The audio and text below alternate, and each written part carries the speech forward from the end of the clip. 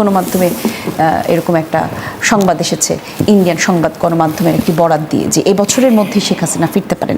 এমন অবস্থায় সাধারণ মানুষের কাছে দেশের পরিস্থিতি নিয়ে কি বার্তা যায়? ধন্যবাদ। আমি কি ফারুক ভাইয়ের মতন চিৎকার করে বলবো নাকি আস্তে আস্তে বলবো? আমি আস্তে আস্তে বলছি।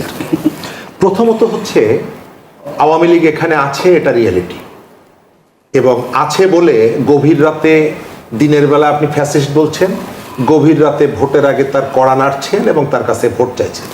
কোথায় কোথায় চেয়েছেন আমি 40টা উদাহরণ দিতে পারবো, কিন্তু সময়ের কারণে আমি দিতে পারছি না। এক। দ্বিতীয় জায়গাটা হচ্ছে গতকালকে মৌলভীবাজারে এক থানা ছাত্রলীগের সেক্রেটারি, তার শ্বশুর বাড়িতে আমাদের গণ অভ্যুত্থানের দুই হিরো সার্জিস আলম আর নাসির উদ্দিন পাটোয়ারি, তার বাড়িতে গিয়ে ভিডিও, ছবি এগুলো আমরা দেখছি। তখন ছাত্রলীগের গন্ধ আপনাকে কোনো সমস্যা করে না। আপনি যখন প্রয়োজন হয় তখন আওয়ামী লীগকে বুকে টেনে নিতে পারেন। বাংলাদেশে 5 আগস্টের পরে আওয়ামী লীগকে ক্ষমা করে দিয়েছি, এই কথাটা প্রথম জামাতের আমির বলেছেন, তখন আপনার কোনো সমস্যা হয়নি। গত জুলাইয়ের সময় এই ছাত্রদেরকে রাজাকারের বাচ্চা বলা মেজর আখতারুজ্জামান যখন জামাতে আসে তখন আপনাদের কোনো প্রবলেম হয় না।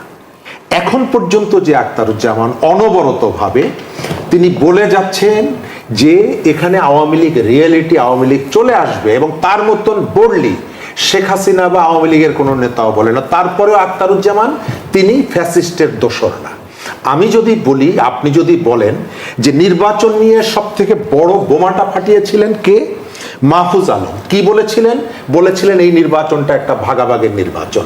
মাহফুজ আলমকে, যাকে জুলাইয়ের মাস্টার মাইন্ড হিসাবে আমাদের সব থেকে বড় ইমাম ডক্টর ইউনুস আন্তর্জাতিক পরিসরে তুলে ধরেছেন। কিন্তু এটি ফারুক ভাইরা বলবেন না। ফারুক ভাইরা বলবেন কেন?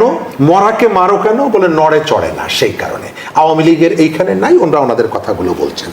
আমাদের যে সম্ভাবনাটা আমরা নষ্ট করেছি। জুলাইয়ের পরে জুলাইয়ের শক্তিকে আমরা বিভক্ত করেছি। বিএনপির একটা নেতাকে আপনি খেয়াল করে দেখবেন, মির্জা আব্বাস, তাকে টার্গেট করে যেভাবে তার বিরুদ্ধে একটা প্রচার চালানো হয়েছে, সালাউদ্দিন আহমেদ, তার বিরুদ্ধে প্রচার চালানো হয়েছে। একজন বিএনপির জনপ্রিয় যে নেতারা এবং জুলাইয়ের পক্ষে যারা ভূমিকা রেখেছিল, জুলকারনাইন শায়ের বলেন, তাসনিম খলিল বলেন, ডাক্তার জাহিদ বলেন, এটা কারা করেছে? এটা এরা করেছে। কেন করেছে? আমি আপনাকে বলি, জামাত কখনো বিএনপিকে স্বাভাবিকভাবে মেনে নেবে না। কারণ জামাত মনে করে তার রাজনীতির ক্ষমতার প্রধান প্রতিদ্বন্দ্বী হচ্ছে বিএনপি। একই পোলের কাছাকাছি ভোট ব্যাংক, যেহেতু জামাত সবসময় চাইবে যাতে বিএনপিকে কিভাবে ধরাশায়ী করা যায়। এবং আপনাকে আমি মনে করিয়ে দেই, জামাত সুযোগ পাবে চূড়ান্ত আঘাতটা করবে বিএনপি, এবং জামাত সেই প্রস্তুতিটা। ফারুক হাসান, 1 মিনিট আপনি কিছু বলতে চান যদি? না, আমি আসলে একবারে পরিষ্কারভাবে বলি, এখানে জামাত বা ধরেন যে বিএনপি ম্যাটার না। ম্যাটারটা হচ্ছে গণঅভ্যুত্থান পরবর্তী সময়ে আমাদের এই ভঙ্গুর বাংলাদেশটাকে বিনির্মাণ করতে হবে। এখন এই বাংলাদেশ বিনির্মাণের যে সময়, এই সময়ে বিনির্মাণ কি করে করব আমরা? সবাইকে নিয়ে পক্ষের শক্তিগুলোকে নিয়ে। এখন আপনি ক্ষমতায় আছেন বা আপনি বিরোধী দলের চেয়ারে আছেন, এখন এই দুই শক্তি যদি একে অপরকে ঠেলাঠেলি, মারামারি, হানাহানিতে ব্যস্ত হয়ে পড়ে, তাহলে তো নতুন বাংলাদেশ বিনির্মাণই হবে না। এই যে আজকে যত ধরনের তরিকা ফেরকা যা আলোচনা হচ্ছে, এটা তো স্রেফ ওই হালাহানি ঠানাহানির দিকে আমরা নিয়ে যাচ্ছি। আমরা তো এটা কখনো চাইনি। আমাদের কথা কি, যে গণঅভ্যুত্থানের পরে দীর্ঘ 2টি বছর একটা ইন্টারিম পিরিয়ড পার করেছি। ওই ইন্টারিম পিরিয়ড আসলে গণঅভ্যুত্থানের যে মূল স্পিরিট, সেই স্পিরিটকে অনেকটাই নষ্ট করে দিয়েছে। তারপরেও যতটুকু আছে আপনি ওই সম্ভাবনাটাকে বাস্তবায়ন করেন, কাজে লাগান। ভাই, এখন ওই কাদা ছোড়াছুড়ি যে আমি বারবার করি যে ইন্টারিম সব নষ্ট করে দিয়েছে, আমি কি বসে থাকবো করে? নো, আমার যতটুকু আছে ততটুকু দিয়ে এই বাংলাদেশকে বিনির্মাণ করতে হবে। জনগণের আশা বাংলাদেশকে বিনির্মাণ করে উনি যে গলা বসায় দিচ্ছেন, তো বাংলাদেশকে 55,598 বর্গমাইলকে 34,000 বর্গমাইল করতে হবে না 58,000 বর্গমাইল করতে হবে? বাংলাদেশের সবুজের বুকে লাল পতাকা কি পরিবর্তন করতে হবে? আমার সোনার বাংলা, আমি তোমায় ভালোবাসি, জাতীয় সঙ্গীত কি পরিবর্তন করতে হবে? আজকে নিয়মতান্ত্রিক পদ্ধতির মাধ্যমে নাকি প্রবেশ করছে। আমি তো মনে করি জুলাই আগস্টের পরে সবচেয়ে বেশি অনিয়মতান্ত্রিক পদ্ধতি এবং যে যার মতো রাজা, যে যার মতো যাকে খুশি তাকে নিয়ে বিষয় করতে পারে, যে যার মতো তাকে নিয়ে তুচ্ছ-তাচ্ছিল্য করতে পারে। সামাজিক যোগাযোগ মাধ্যম থেকে শুরু করে টক শোয়ে এরকম নিকৃষ্ট নগ্ন আলোচনা আমি আমার জীবদ্দশায় কখনো কোথাও দেখিনি। এই জুলাই আগস্টের পরে আমি ডেকোরামবিহীন, স্তরবিহীন যে সমস্ত কার্যকলাপ দেখছি। ফ্যাসিস্টকে কে পছন্দ করে? ফ্যাসিস্ট আমি হতেও চাই না, পছন্দ করতে চাই না, ফ্যাসিস্টকে অনুমোদনও দিতে চাই না, কিন্তু বারবার ফ্যাসিস্টের দোসর, ফ্যাসিস্টের সহযোগী, ফ্যাসিস্টের অমক। তো ফ্যাসিস্টকে যোগ দেওয়ার সময় মজা লাগে, ফ্যাসিস্টের ভোট নেওয়ার সময় মজা লাগে, ফ্যাসিস্টকে ইউনিয়ন পরিষদের প্রার্থী ঘোষণা করার সময় মজা লাগে। এই বাস্তবতাগুলো এরা কিভাবে অস্বীকার করে আমি এটাই আমার মাথায় আসে না। শেখ হাসিনা ফেরত আসবে কি আসবে না সেটা শেখ হাসিনা জানে, তার দল জানে।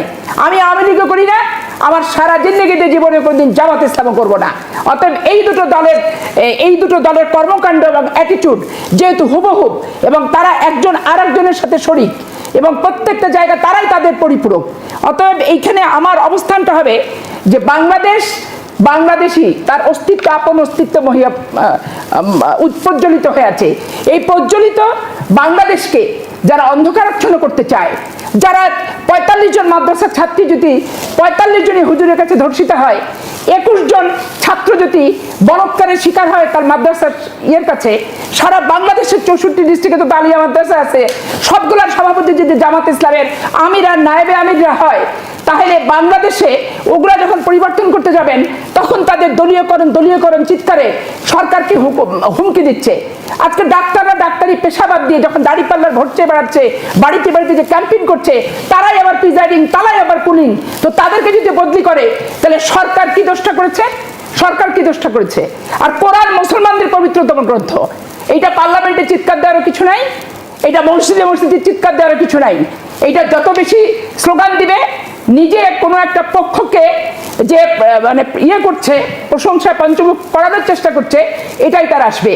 একমাত্র গ্রন্থ কোরআন মুসলমানদের, গীতা হচ্ছে হিন্দু সম্প্রদায়ের, বাইবেল হচ্ছে খ্রিস্টান সম্প্রদায়ের। এগুলো নিয়ে বক্তৃতার কিছু আছে নাকি? সত্য যেমন সূর্য পশ্চিম দিকে উঠে উদয় যায়, এটা যেমন চিরন্তন সত্য, কোরআন পবিত্রতম গ্রন্থ মুসলমানদের, এটাও সত্য। আজকে মসজিদে কর্মী সভা হচ্ছে, প্রার্থী ডিক্লেয়ার দিচ্ছে জামাত ইসলাম, মসজিদকে অপবিত্র করছে। এই অপবিত্র করার আইন পাস করা উচিত, তো অপবিত্র করতে না পারে। আমরা শুনতে পাচ্ছি যে সরকারকে এক ধরনের আলটিমেটাম দেওয়া হচ্ছে যে আরো একটা গণঅভ্যুত্থান হতে পারে, অর্থাৎ রাজনীতিতে এই যে ক্যামোফ্লেক্স তৈরি করা, এটা জামাতের এক ধরনের রাজনৈতিক বৈশিষ্ট্য কিনা? জামাত এরকম বিশৃঙ্খলা সৃষ্টি করে নিজেরা আলোচিত হতে চায় এবং নিজের অবস্থানে জানান দিতে চায়, এবং নিজেরা মনে করে যে এরকমভাবে কথা বললে নিজেরা মানে পরাক্রমশালী, শক্তিশালী এবং বীরত্বের পরিচয় এই কথাবার্তার মাধ্যমে দেওয়ার চেষ্টা করে। আপনি 86 সালে যখন পার্লামেন্টে নির্বাচনে জামাত গেছে, তখন কিন্তু জামাতের কোনো পার্লামেন্টে কোনো অবস্থানই তারা সৃষ্টি করতে পারেনি। উল্লেখযোগ্য কোনো ভূমিকার কথা ইতিহাস কিন্তু 86 সাক্ষ্য দেয় না। 91 সালে যখন তারা পার্লামেন্টে আসছে, তখন কোনো উল্লেখযোগ্য ভূমিকা দেশ, রাষ্ট্র, জাতি, জনগণের সপক্ষে তারা আলোচিত হয়েছে এরকম কোনো একটা বক্তৃতা, কোনো বিবৃতি, কোনো ভূমিকা, কোনো কিছু কিন্তু বলতে পারবে না। 2001 সালে তারা বিএনপির সাথে জোট করে নির্বাচনে এসে দুটো মন্ত্রিত্ব নিয়েছে, পার্লামেন্টেও সেরকমভাবে নিজেদের অবস্থানের জানান কিন্তু তারা দিতে ব্যর্থ হয়েছে। তারপরে দেখেন 8 সালে তারা দুটো এমপি ছিল। আমরা যেভাবে 30 জন এমপির ভিতরে আমরা 2-5 জন যেভাবে আওয়ামী লীগকে সাঁড়াশি আক্রমণ এবং একটা কথা মাটিতে পড়তে দিনে, তার আগে তুলে নিয়ে কাউন্টার দিয়ে দিয়েছে, কিন্তু সেখানে জামাত নীরব নিথর অবস্থায় একবারে নিশ্চুপ হয়ে তারা তাদের 5 বছর কিন্তু পার করছে। এখন হঠাৎ করে জামাত একটা বিশাল বাঘের মতো গর্জন দিচ্ছে, এবং আমি শুধু পার্লামেন্ট না, মানে জেলায় জেলায় বিভিন্ন যে তথ্য আমার কাছে আছে সাংগঠনিকভাবে ব্যাপক বিশৃঙ্খলা, ব্যাপক উদ্ধত আচরণ এবং মানে কথাবার্তা খুব অশালীন, অসংলগ্ন তারা বলতেছে, এবং প্রত্যেকটা তাদের দলীয় দৃষ্টিকোণ থেকে। কোনো নির্দলীয় নিরপেক্ষ কোনো অবস্থান তাদের চিন্তা, চেতনা, বক্তব্য, বিবৃতি, ভূমিকার ভিতরে কিন্তু নাই। এখন ধরেন যে একটা আলিয়া মাদ্রাসার যদি নায়েবে আমির, জেলা নায়েবে আমির যদি সভাপতি হয়, এখন সেটাকে যদি চেঞ্জ করে জেলা প্রশাসককে দেওয়া হয়, মানে আপনি কয়দিন আগে পত্রিকায় দেখতেন যে মসজিদের ভিতরে প্রার্থী ঘোষণা দিচ্ছে, 2 দিন পর তো ওই আলিয়া মাদ্রাসার ভিতরে কর্মী সভা করে তাহলে সরকার কি করছে? সরকার কি না, বলছি, তথ্যগুলো সরকারের কাছে নেই? দিল, সাথে সাথে ধরেন হাইকোর্টে যে রিট করে ফেললো। এখন বিএনপি সরকার এত বেশি ভদ্রতা, এত বেশি নম্রতা, এত বেশি বিনয়ী, রাজনীতিটা জামাতের সাথে চলে না। কারণ এটা হচ্ছে পদে পদে আপনাকে প্যাচে ফেলতে চায়। যদি মুচকি হাসে সেটাও দেখবেন আপনাকে প্যাচে ফেলার হাসি, আপনাকে যদি দাওয়াতি কার্ড দেয় সেটা আপনাকে ট্র্যাপে ফেলার। কিন্তু বিএনপি তো লম্বা সময় ধরে তাদের সঙ্গে রাজনীতি করেছে। বিএনপি তাদের সাথে রাজনীতি করছে, তারা বিএনপির সাথে থেকে রাজনীতি করেছে, কিন্তু বেসিক্যালি অল ওভার বাংলাদেশে জামাত ইসলাম তো সেরকম কিছু ছিল না। যার পর জামাত ইসলাম কি জিনিস বিএনপির সকল স্তরের উচ্চপদস্থ নেতৃবৃন্দের ধারণা কিছুটা ছিল না, কিন্তু একটু কম ধারণাই ছিল। কিন্তু এইবার তারা জামাতের সাথে সরাসরি নির্বাচন করতে যেয়ে জামাত কাহাকে বলে, কত প্রকার ও কি কম বেশি সবাই বেগ পেয়েছে। এবং তাদের আদব কায়দা, আচরণ, ধর্ম ব্যবহার, মিথ্যা কথা, অপপ্রচার, কূটকৌশল, পায়ে লাথি মেরে বাঁধানো, এবং তাদের মিডিয়া সেল যে কি তৎপর এবং কি স্ট্রং অপপ্রচার চালানোর জন্য, গুজব বাহিনী যে কত স্ট্রং, এবার কিন্তু টের পেয়েছে। তো যাই হোক, বিএনপি সরকার কে আমি সবারই যেমন জনগণের প্রত্যাশা আছে, আমরা সাধারণ মানুষ, আমাদেরও এই লড়াই সংগ্রামের মধ্য দিয়ে আমাদের জীবন যতটুকু আছে লড়াই সংগ্রামের মধ্য দিয়ে আমাদের যাবে। জামাত সম্পর্কে সাবধান হওয়া উচিত, এবং দলের ভিতরে যে জামাতগুলি যেগুলি আছে, যত প্রিয়ই হোক, যত আস্থাভাজন আপাতত মনে হোক, এগুলোকে স্টেট বাছাই ছাঁটাই করে মানাস করা উচিত। ধন্যবাদ ফারুক হাসান। এই যে কথাগুলো আমরা শুনলাম, মানে জামাতের এখন যে অবস্থান, আমরা দেখতে পাচ্ছি যে জোটে থাকা বাকি যেই দল তারাও আসলে একই রকম সুরে কথা বলছে। সরকারকে আরও কিছুটা সময় দেওয়া প্রয়োজন কিনা, নাকি এখনই আবার গণ অভ্যুত্থান, আবার আন্দোলন, আবার বিপ্লব, এই রকম কথা সাধারণ মানুষের কাছে পৌঁছে দেয়, এটা আসলে কতটুকু যুক্তিযুক্ত মনে হচ্ছে আপনার কাছে? ধন্যবাদ নিউজ 24 এর সম্মানিত দর্শক এবং আমার সহ আলোচক দুজনকে। আসলে দেখেন, গণ অভ্যুত্থান বা গণ বিপ্লব যেটাই বলেন না কেন, এটা একটা আমি মনে করি চলমান প্রক্রিয়ার মতো। যদিও আমরা সময়, কাল কিংবা এটা ফিক্সড নাও বলে থাকি, বাট গণ অভ্যুত্থান বা বিপ্লব কিন্তু যে কোনো সময় হতে পারে। এখন বিরোধী দল বা যারা এখন সংসদে বিরোধিতা করছেন, বিরোধী দলের ভূমিকায় রয়েছেন, এরা যে গণ অভ্যুত্থানের হুঙ্কার দিচ্ছেন বা বিপ্লবের ডাক দিচ্ছেন, এই বিপ্লবটা আসলে বিএনপির বিরুদ্ধে কিনা আমি তো জানি না, এটা মানে বিরোধী দল ভালো বলতে পারবে। তো বিপ্লব বা গণ অভ্যুত্থান অতীতেও হয়েছে, মানে সরকারকে লক্ষ্য করেই কিন্তু বলা হচ্ছে কথা। আসবো এখন ধরেন, ওই যে একটা প্রবাদ বাক্য আমরা পড়েছিলাম যে রাজায় রাজায় লড়াই, উলু খাগড়ার জীবন যায়। মানে লড়াইটা হয় দুই রাজার মধ্যে, কিন্তু জীবন যায় উলু খাগড়ার।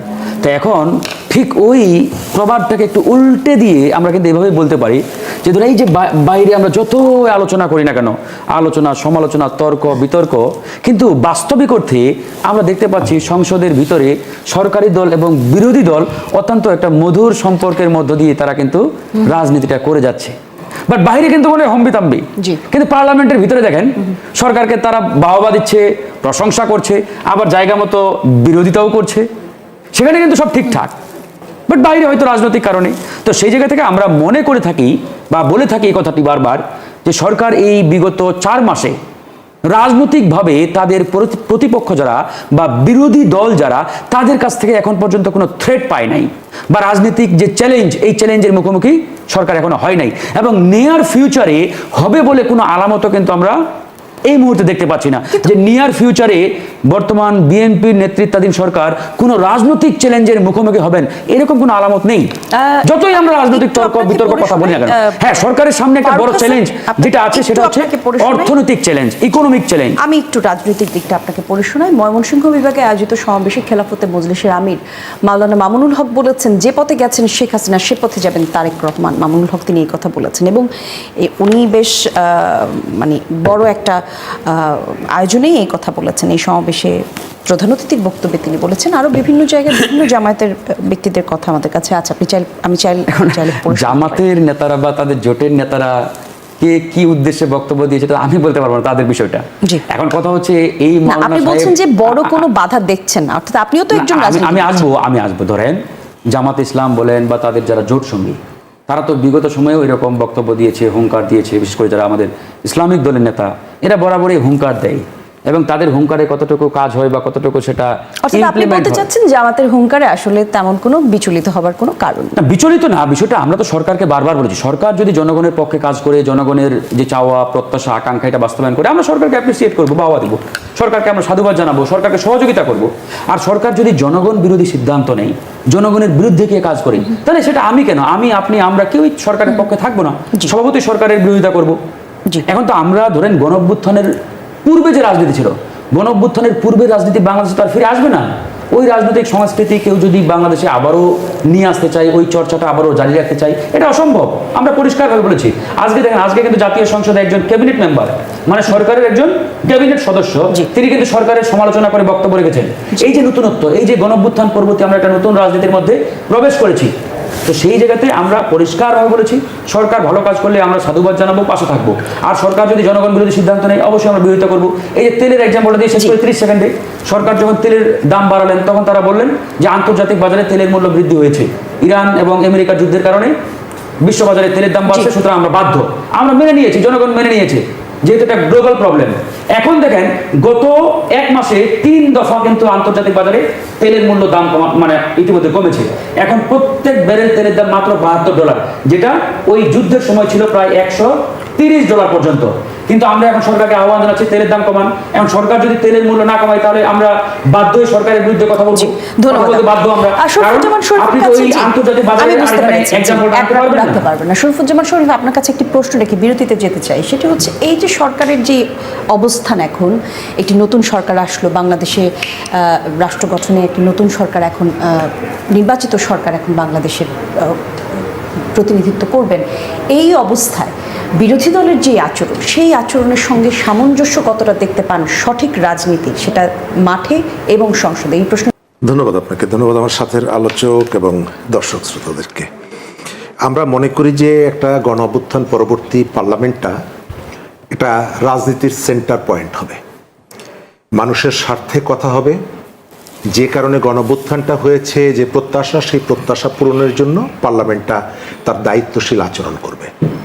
কিন্তু এই পার্লামেন্টের একটা বড় চ্যালেঞ্জ আছে, জনগণের পার্টিসিপেশন, ভোটারদের একটা অংশ এই নির্বাচনে নানা কারণে অংশগ্রহণের সুযোগটা পায়নি। তারপরেও যেহেতু একটা পরিবর্তনের ভেতর থেকে পার্লামেন্টে এসেছে, সেখানে কথাগুলো হবে। কিন্তু যেটা দেখা যাচ্ছে, পার্লামেন্টটা কখনো কখনো আমরা দেখি যে একটা মিলেমিশে সমালোচনার জায়গার তুলনায় এ তাকে, সে একে প্রশংসা করছে। আজকে আপনি পার্লামেন্টের সরকার দলের হুইপ আশরাফুদ্দিন নিজানের বক্তব্য যদি শোনেন, তাহলে রাস্তায় আপনি যেটি একটু আগে বললেন যে এরপরে তারেক জিয়াকে বাংলাদেশ থেকে বিদায় করা হবে, আমরা শুনে আসছি শাহবাগে ঝোলানো হবে, পাকিস্তান যাওয়ার সুযোগ পাবে না, বঙ্গোপসাগরে ঝাঁপ দিতে হবে, তার কোনো লেশ এর মধ্যে নাই। তিনি বক্তব্য দিয়েছেন, আমি পুরোটা শুনেছি এবং আমার কাছে মনে হয়নি যে তিনি আসলে কোন দলের নেতা। এখন বিএনপির ভিতরেও জামাত মনোভাবাপন্ন অনেকেই আছেন এবং তাদের মধ্যে একটা রাজনৈতিক সংস্কৃতির একটা মিল আছে। কারণ জামাত বিএনপির প্রতীক নিয়ে যেমনি নির্বাচন করেছে, আবার জামাত এবং বিএনপি একসাথে রাষ্ট্র পরিচালনা করেছে। কিন্তু এই সময়কালে মজার ব্যাপারটা হচ্ছে যে বাংলাদেশের বিএনপির পাখার নিচে উত্তাপ নিয়ে যে দলটি গড়ে উঠেছে জামাত, সে বিএনপির ডানা ভেঙে দিতে চাইছে।